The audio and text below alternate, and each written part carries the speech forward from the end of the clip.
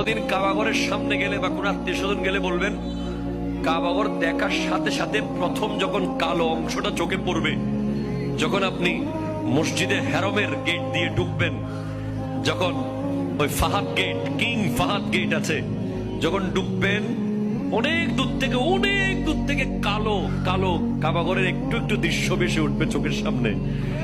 তখন দোয়াটা করবেন, কি দোয়া করবেন কয়টা? যখন কয়টা? একটা দোয়াই কবুল হবে দেখার সাথে সাথে।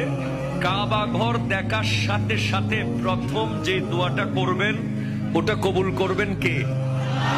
এখন শিখে নেন, অনেক মানুষ জানেন না হিকমত। আপনি একটা দোয়া করবেন, একটাই শেষ, একটা সুযোগ পাবেন আপনি, কিন্তু আপনি এমন এক দোয়া করবেন যেন যতদিন ওখানে থাকেন প্রত্যেক দোয়া কবুল হয়ে যায়। এই হিকমতি দোয়াটা শিখে নেন।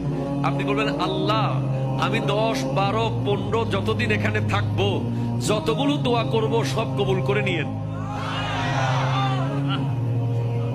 দোয়া করছেন কয়টা? পাবেন কয়টা?